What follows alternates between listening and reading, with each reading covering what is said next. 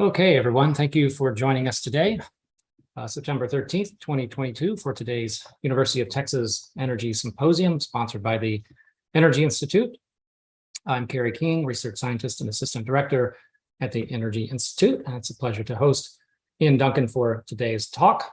Before I introduce Ian more formally, just like to point out the talks that are coming up in the next 2 weeks. So next week, we will have Nate Hagens, who's Director of the Institute for the Study of Energy in Our Future, and he will give us a talk that is somewhat related to what he often discusses as the human predicament and a systems overview of sort of the humanity and energy consumption, so a very high-level view of how to think about the economy and energy and society.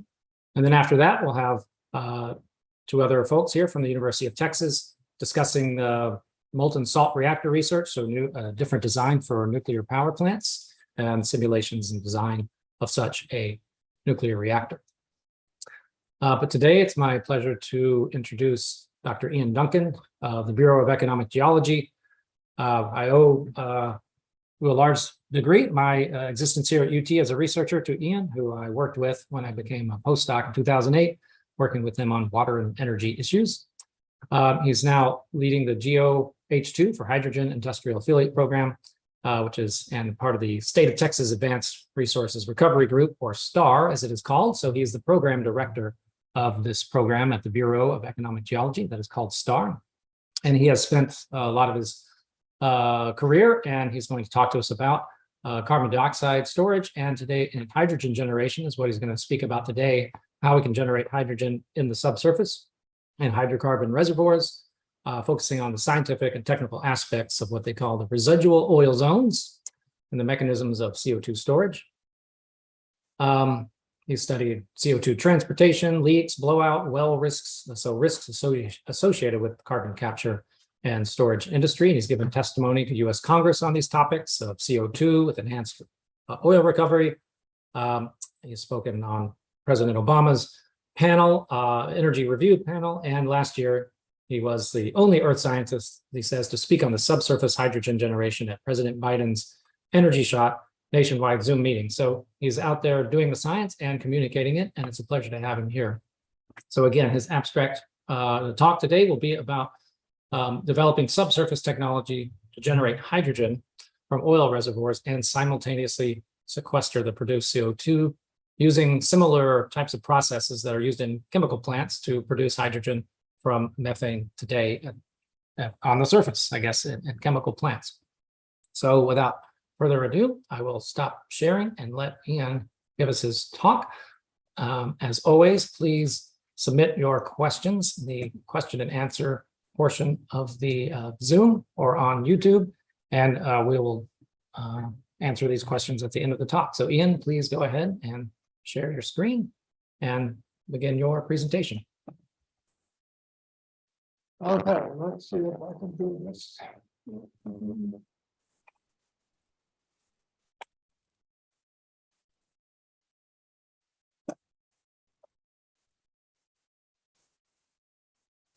Okay, that looks good. Thank you. Okay, so I guess I don't have to give a talk because Terry largely covered everything.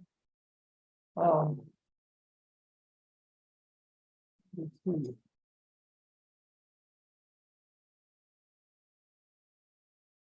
Can't seem to advance the slides.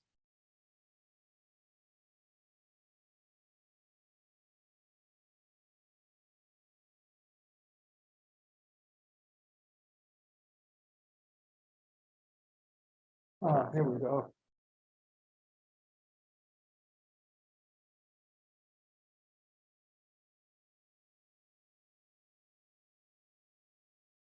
So the research questions we've been asking is, can hydrogen be produced from oil reservoirs by in-situ combustion, or ISC? And what temperatures can be generated at depth of ISC? And how can fluid flow near production wells be manipulated to maximize hydrogen capture? And what level of hydrogen production can be expected? So in situ combustion has been used for decades by the oil industry. And what happens is you basically put oxygen or compressed air down into a reservoir, and it creates a oxidation front, and you can get temperatures up to about 400 degrees.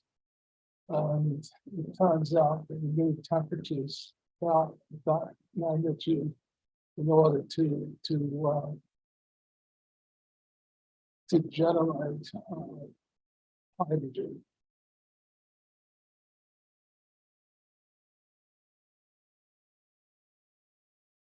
So internal combustion typically produces heat, gases, and light hydrocarbons. But the thing we're using it for is basically a source of heat.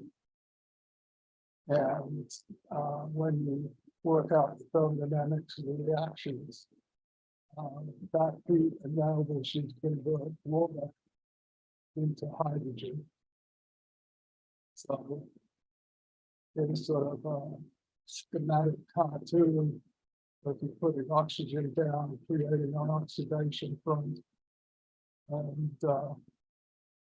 you get a series of zones. It's sort of similar to the zones that occur in petroleum refineries. So what I try to do is to use industrial hydrogen production as a model. So the first thing that happens, or one thing that happens in petroleum refineries is gasification. Gasification is one of the processes that occurs in ISC. So we can generate gasification processes. And here you have a gasification diagram whereby if you go from left to right across the bottom, you go to higher chemical potentials of oxygen, and you can see hydrogen disappears and gets replaced by carbon dioxide and water. And typically those are the reactants that we expect to find in the subsurface. So kind of reactions we get during gasification, and carbon monoxide plus oxygen goes to carbon dioxide, and carbon plus hydrogen goes to methane. Now, if you go back and look at the diagram here, you can see there's very little methane produced, and carbon monoxide basically disappears as you go to higher chemical potentials of oxygen. So gasification occurs in an oxygen-starved environment. And also notice that these reactions are exothermic, so they tend to create their own heat. But the main situation in which you develop hydrogen in the industrial context is called steam reforming. Here's a steam reforming plant. You take methane and hydrogen, CO2 in steam, and you react them, and you get these several possible reactions, which are called shift reactions. Methane plus water is the carbon monoxide plus hydrogen. And then you react the carbon monoxide with more steam.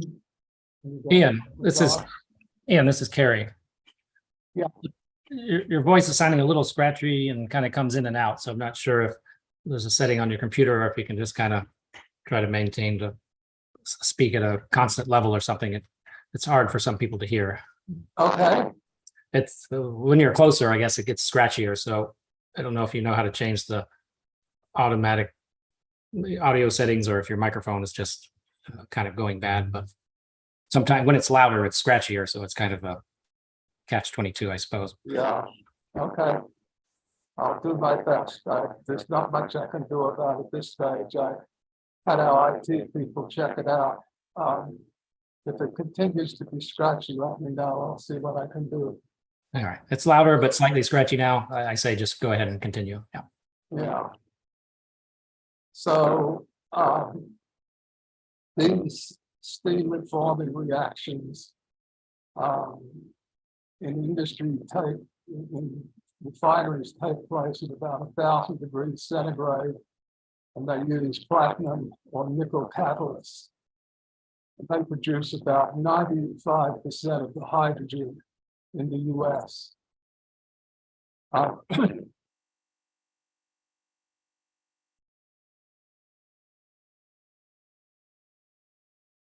So what we've done is looked at gas and solid gas reactions important to hydrogen generation, looked at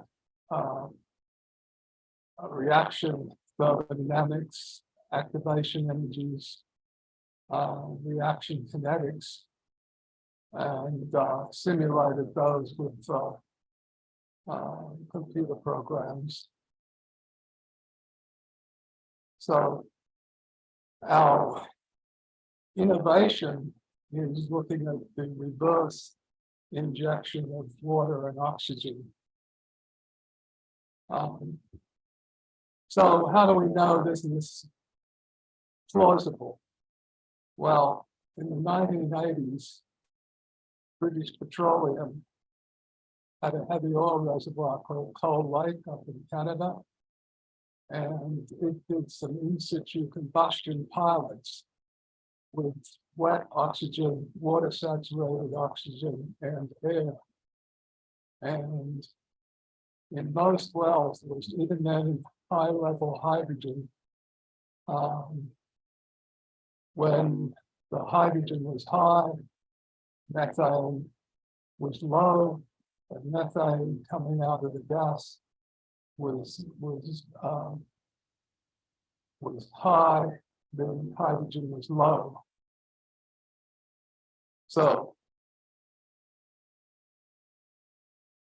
the conclusions from that is it seems that in Cold Lake, thermal cracking or gasification is not a significant producer of hydrogen. That hydrogen seemed to be produced by a methane shift reaction.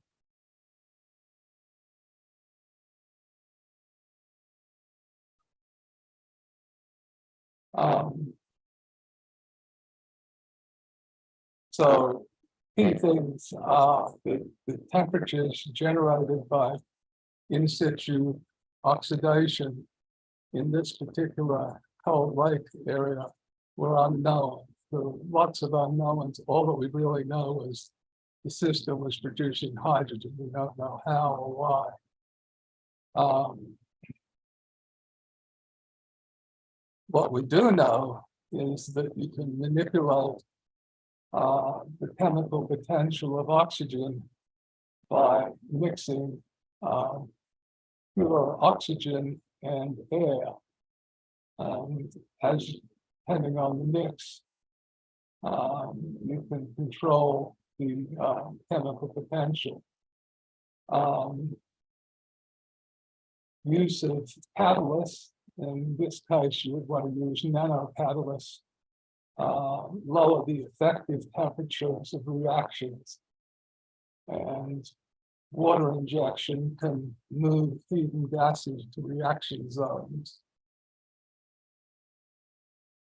So here's a recent study by the Chinese group where they did detailed temperature studies around an oxidation front in an oil reservoir being combusted.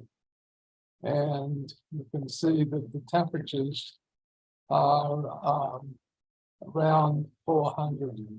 It turns out if you do the thermodynamic calculations, about 400 degrees is what you need to make these reactions go with the kind of catalysts that we have that are relatively inexpensive. So catalysts for oxidation include simple things like calcite, gasification, nickel, copper, or copper aluminum based. For methane shift reactions, nickel and nickel aluminate based nanoparticles. You can also use zinc. And again, 400 degrees seems to be a significant temperature in terms of the kinetics. This is the activation energy of some of these one of these reactions producing hydrogen versus temperature. And at a little about 440 degrees, we start to produce hydrogen. One thing that's important is how long, what's the lifetime of these catalysts. And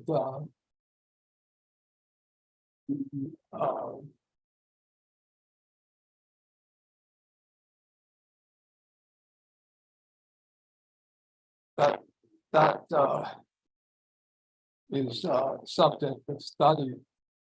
So these catalysts have been used since the 1920s, and so gradually learning more and more about them.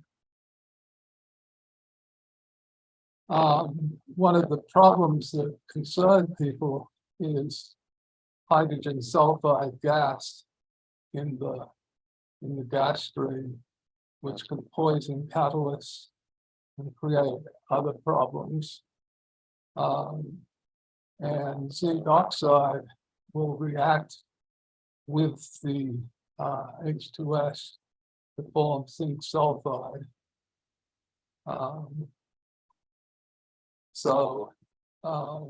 Again, zinc oxide is widely used in the oil industry, for example, in drilling mud to remove H2S.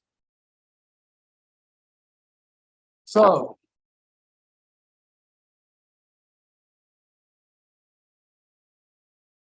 what we've been working on is having what in industry they call the 5-spot, which is typically an injection well in the center surrounded by 4 production wells.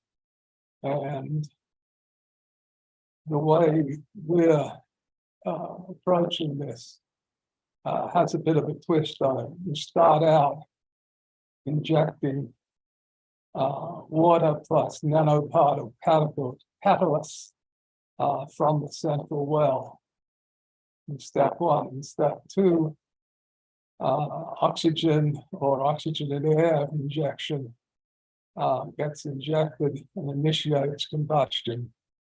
So you start heating up the oxidation front. And step 3, you put you're making the you're injecting water into the production wells, the 4 wells surrounding the 5-spot, and moving gases from the heated zone towards the production well. And then it sort of repeats itself with more oxygen injection, and it goes back to step 1. So here's just an outline of the different steps. which I've gone over, so we'll skip past that. Here's a diagram showing how the fluid flow takes place in these 5 spots. And in the well, you can use ceramic membranes to separate CO2 and hydrogen. And the ceramic membranes that have been developed have strength and have membranes that only let hydrogen pass through. And so at this stage, CO2 gets separated into a different stream, which can be sequestered in the subsurface.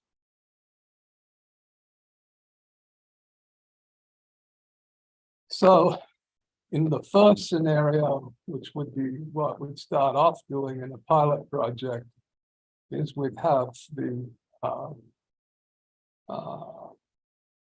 membranes at the surface, just so that they could be studied, the lifetime could be checked on, problems addressed, and the CO2 would be returned back into the subsurface. Under scenario 2, we would conduct the separation of hydrogen from CO2 in the subsurface, and the CO2 would be injected separately. And this solves a problem with normal industrial steam reforming, where you produce significant amounts of CO2, which means that you end up having to sequester it at some cost. So you need pipelines, you need sequestration sites, and so on.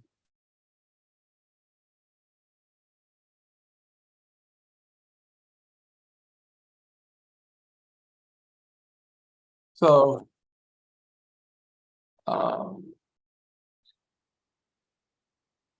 to simulate this in the computer, we need to have an understanding of how the temperatures get generated, how the heat gets transferred by fluid flow, and how this all works to maximize hydrogen production.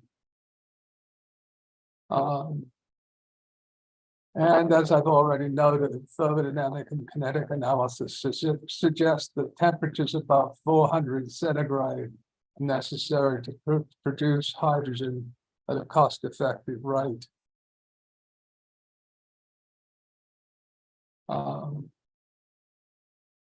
Hydrogen will be strongly buoyant in oil reservoirs. And so there are some issues as to how you capture and produce the hydrogen, how the fluid flow will be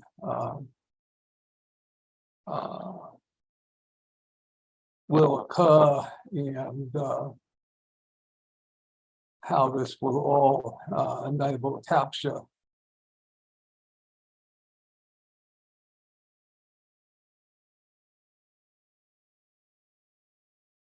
So we're using multi-phase fluid simulations to look at the effect of buoyant flow of hydrogen as it gets produced. And we're looking at capillary forces, wettability, and so on, and what effect they have on this buoyancy. And there's some interesting phenomena about getting upward flow paths of hydrogen.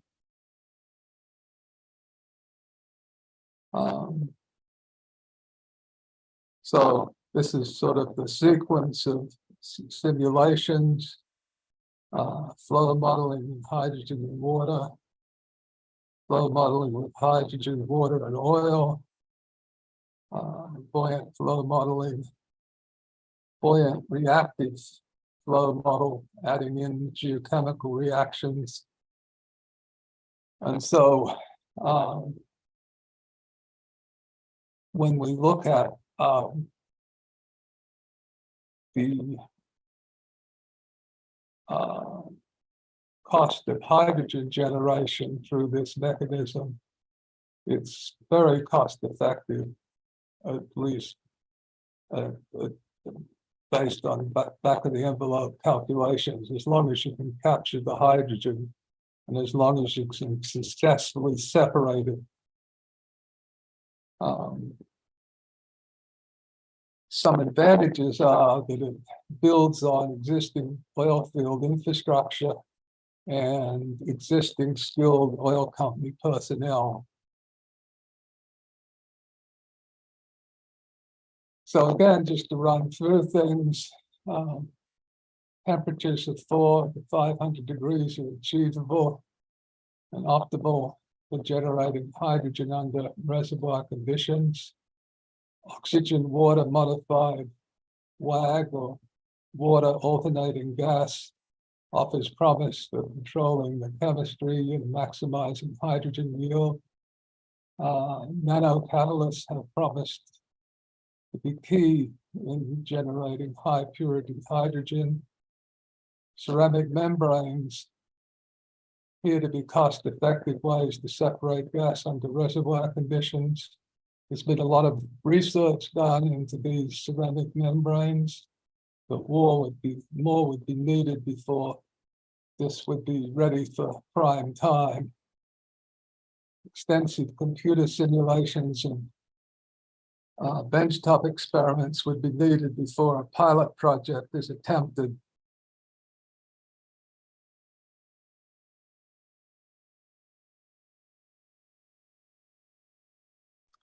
Okay, Ian. So Go ahead if you have some other concluding thing. I'm going to try and tie this together. Have I got the full screen now? Well, you cannot see your slides any longer, but Yeah. go You ahead. can just see me. Yeah, we see you. Go ahead. Okay. So what's the big picture here? Well, the big picture is that this is a high risk but high potential betterment research line of research. If one could make it work, then you have the potential for generating large quantities of hydrogen that can be transported by pipeline to wherever electricity is needed. So we now have natural gas combustion turbines that, given the modern turbine blades, can be used to combust hydrogen and create electricity. So this can be part of an integrated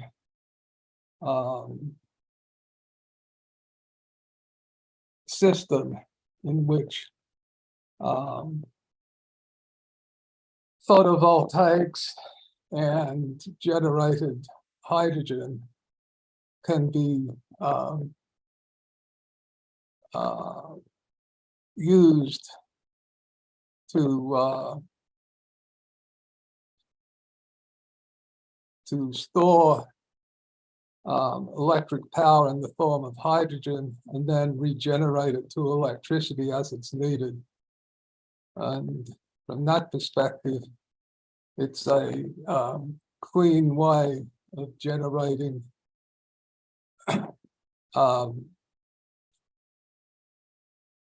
electricity for electric cars and other such things.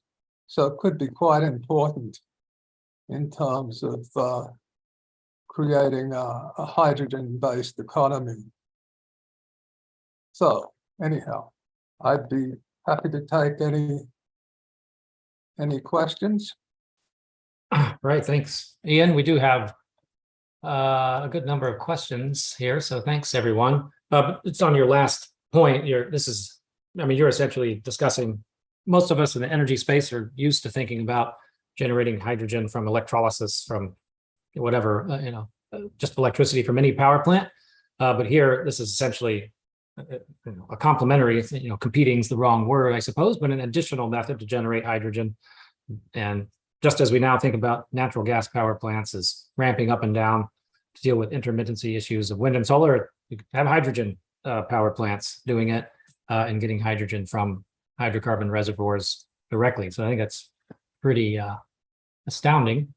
So I'm just going to go through the questions that were asked here. The first one here is similar to one I was kind of wondering about. So just read the question. How does a difference in reservoir facies affect the H2 or hydrogen buoyancy when stored in the subsurface? And you discussed how does the hydrogen flow when it's created? And I'm thinking about traditional, conventional gas reservoirs with a gas cap, and you just have the gas floating on top of the oil. I mean, do you expect something like to happen? Or how long does it take do you expect for the hydrogen to move through the reservoir? Any insights here? Sure, this is one thing we've been studying, and it's important. The kind of reservoirs that we've been looking at and the kind of reservoirs that are important are very different to natural gas reservoirs. Natural gas reservoirs tend to have high vertical porosity permeabilities, so the gas just flows through them.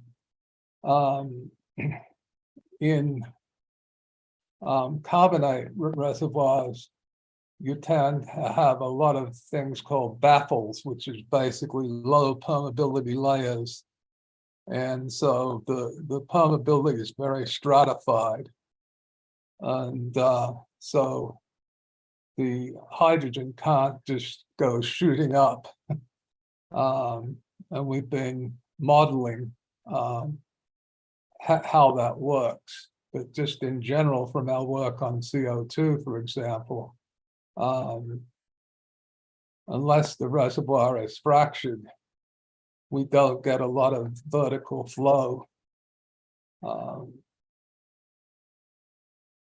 So I think that answers the question. Right. Okay. Thank you. Next one. I think you started touching on this in your conclusion, and the question was written before you got there, but maybe you have some other insights. And the question is talking about, injecting catalysts into the ground and having ceramic membranes and pipes sounds maybe kind of expensive or semi-exotic. Is there any other additional equipment that's required for separation above ground versus in the ground? I guess how cost effective, or what do you know about the cost effectiveness at this point of these processes? And I think of ceramic membranes as being a brittle thing. Should we think of it that way, or is the ceramic membranes you're kind of thinking about here thin and flexible and wouldn't break in the pipe and in the reservoir and these kind of things? So there's a lot of research been going on for the last couple of decades on ceramic membranes. And so over the last 10 years or so, they've developed pretty high quality, high strength ceramic membranes. And they've actually studied what the tensile strength is, what the compressive strength is. They've looked at the mechanics of them, and they're fairly strong. They're not steel, but they have considerable strength. And so it seems that especially if there's additional research into them, that they're going to be fairly strong.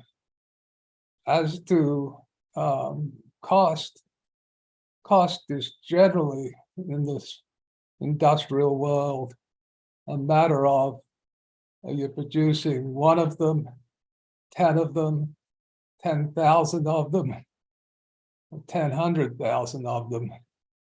And so if you, like with most technologies, The first couple are going to be expensive, and then the price will go down rapidly as you get more and more. That's the same as most technologies these days. What was the other part of the question?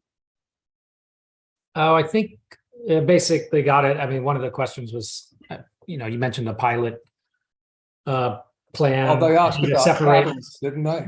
would be to separate, you know, at the surface for the pilot study, but then in the real deal, you want to do it in the pipe as well. And the question was somewhat related to the difference in costs of that as well, if you knew anything. And maybe we just don't know at this stage. Well, also, I think there was they were asking about the cost of catalysts. Yes, they were asking about, catalysts as well. So catalysts, we have a fairly good understanding of their cost. And they've been using catalysts since the 1920s. And so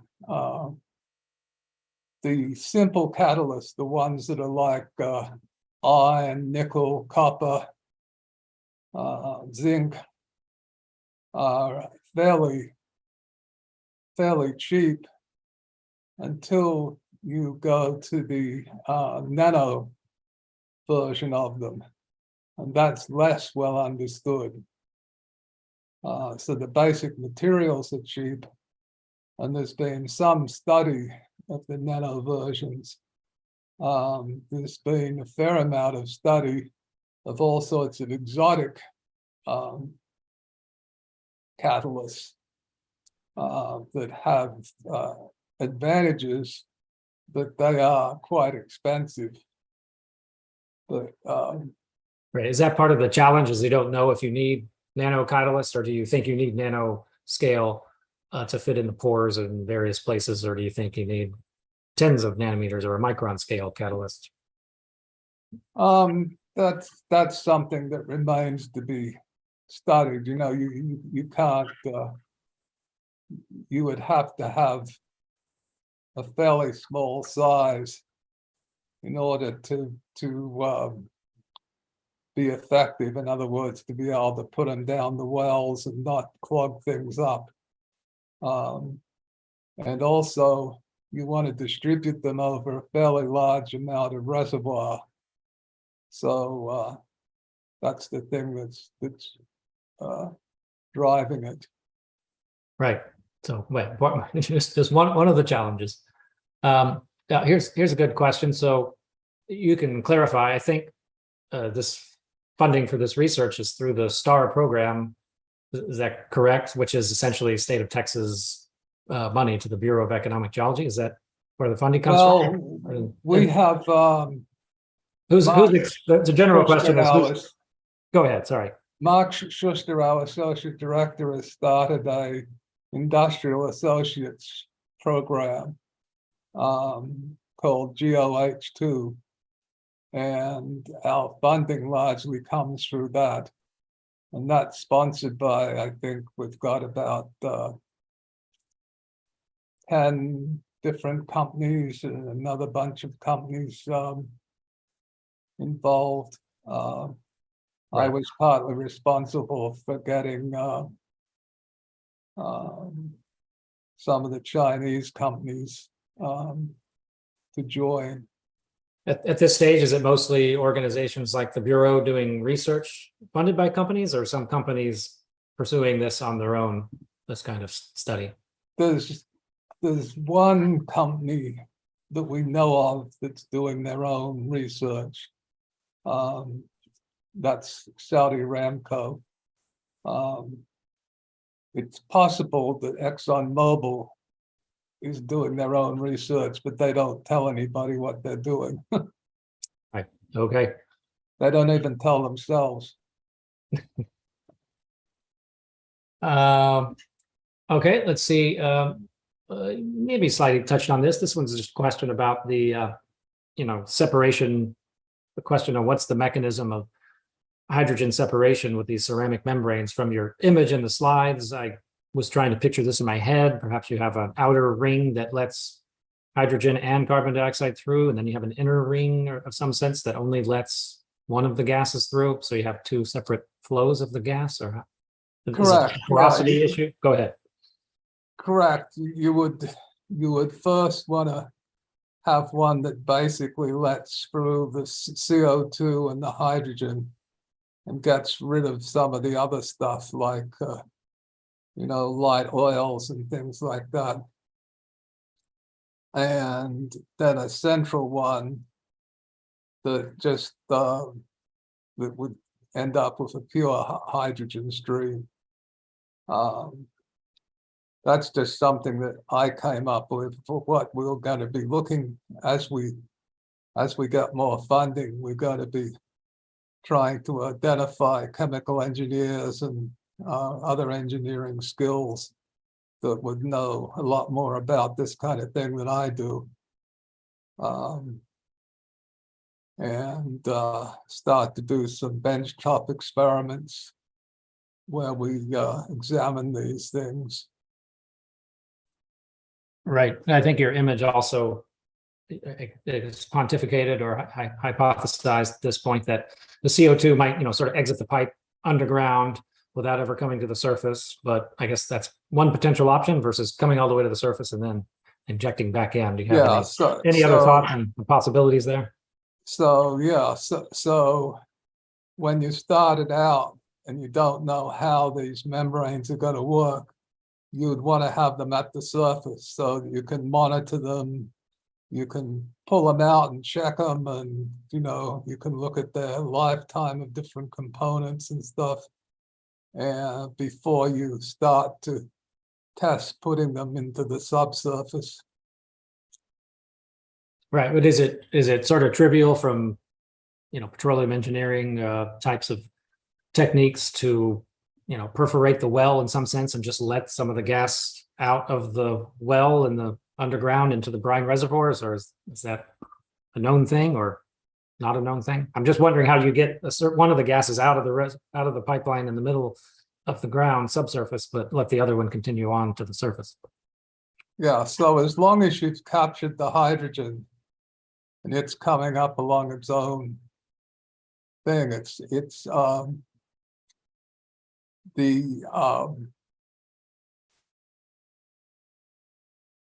CO2 and any other related gases will move upwards by buoyancy. You can have a double casing. In other words, you can have a steel pipe within a steel pipe, and you can then plug that off at a certain level, perforated, so it's going into a porous zone. So that's relatively within the range of established technologies. Okay, good. It's a question on whether there's any way to think about combining this, or is it compatible with in some way for geothermal or enhanced geothermal production, and the temperatures, does geothermal help it get to some temperature that you need for these reactions to occur? Has anybody thought of that? Probably not, in that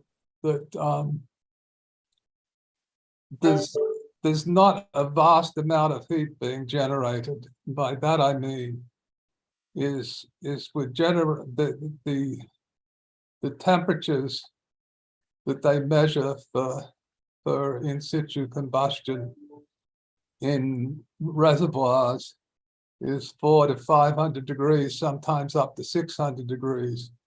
But the combustion zone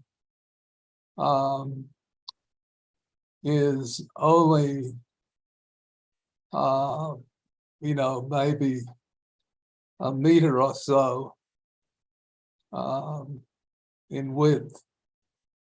And so in terms of the total heat production, it's not huge.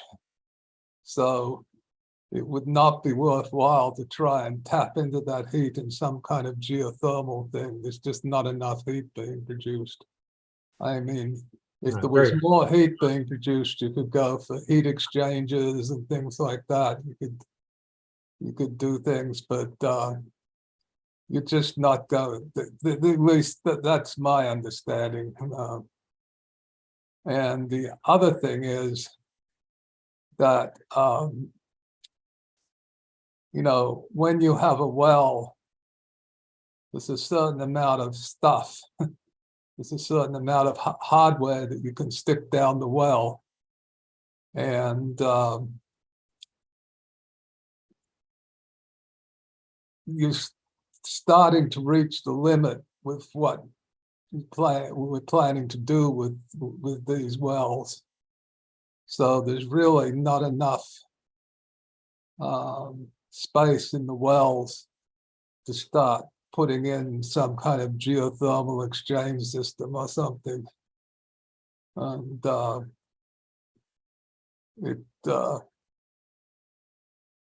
I might be wrong, but I suspect it's just not a viable thing to do.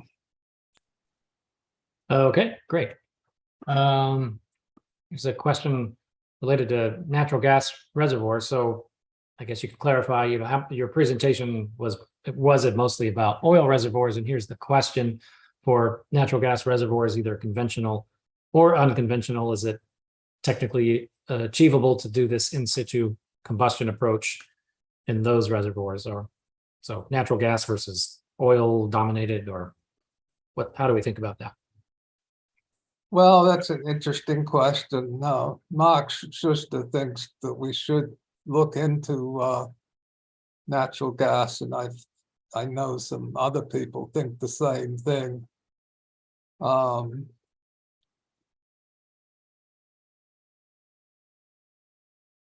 think that's something that could be studied. My gut feeling is that if you start to combust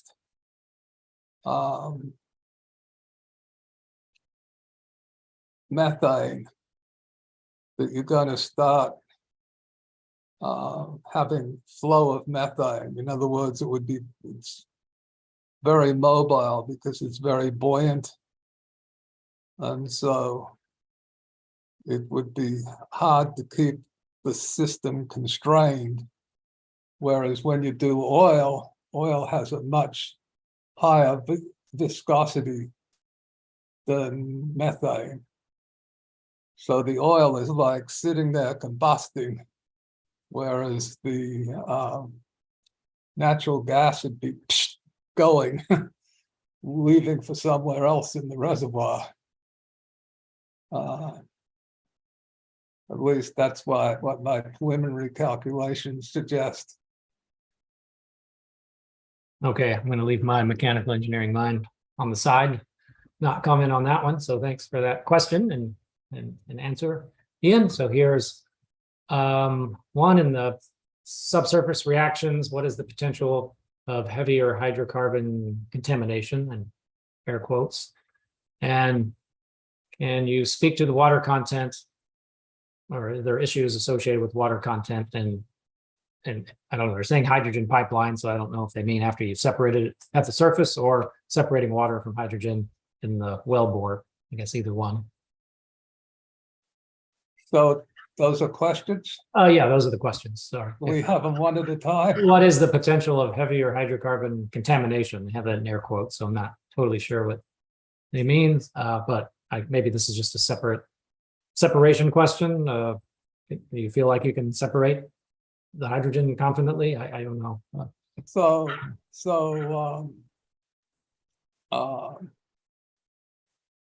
Hydrogen can be generated out of heavy oil. That's one thing. The second thing is that the ultimate fate of ISC, in situ combustion, is just carbon.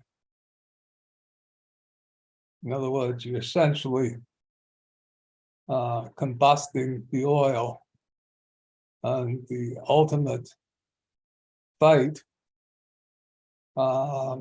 is you just turn it into carbon. So next question.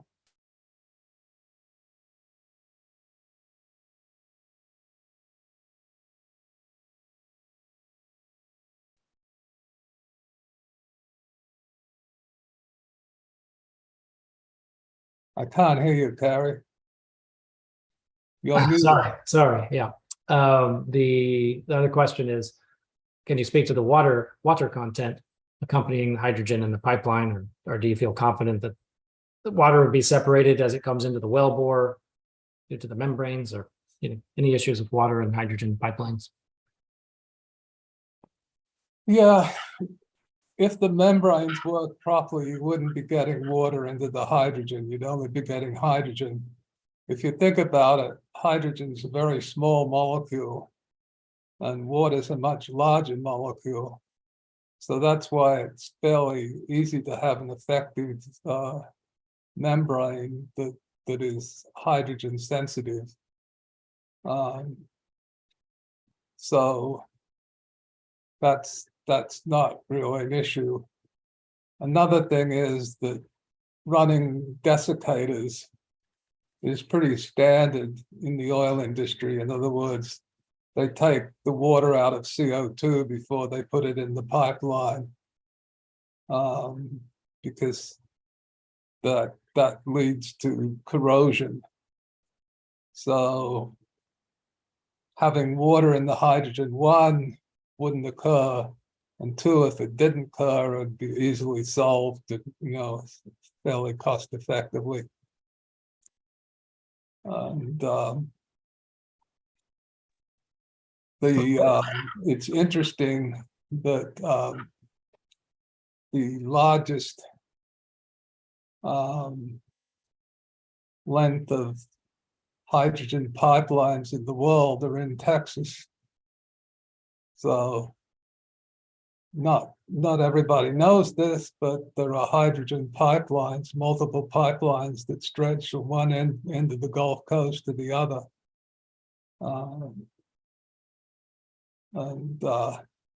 So all of the oil refineries are now linked, or most all of them are linked by hydrogen pipelines, because it's more cost effective to have a couple of large steam reforming hydrogen plants than to have a small plant at each refinery. So as the demand for hydrogen at the oil refinery fluctuates, you can change the amount of hydrogen coming down the refinery to those things. So, and the amount of hydrogen required by a refinery depends on how heavy the oil is. By that they mean how much of the long chain hydrocarbons are there versus medium chain hydrocarbons. And so when you have heavy oil, you have a lot of long chain hydrocarbons. And when you crack them in the refinery, you have to have hydrogen to achieve that cracking.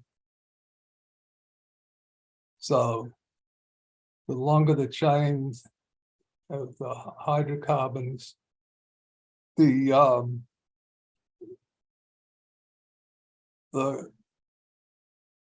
more hydrogen you have to have. And this started to develop when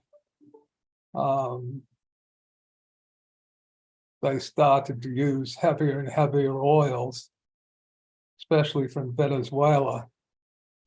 There was a couple of refineries in Louisiana that were actually owned by the Venezuelan government. And I don't think they own them anymore somehow. Don't know what happened there, but that's another symposium to discuss what happened in Venezuela. We can end with this last question here. Thanks for all the questions and good insights. Ian, so this one's kind of, what are the, future plans for hydrogen in the United States? And maybe specifically, are there, in terms of whatever federal plans there are for promoting hydrogen or pursuing hydrogen, is this in situ combustion part of federal plans, or is not? I mean, you've spoken to the Department of Energy, and I guess they're thinking about it. So, how far along down the road is this, and do you expect more people becoming interested in this particular area of hydrogen production? Well, I think the best way I can answer that was when the Department of Energy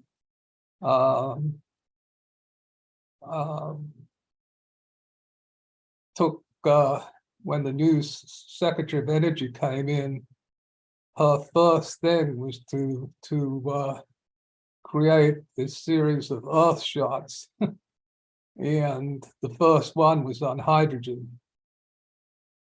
And so I think there's fairly intense interest, and the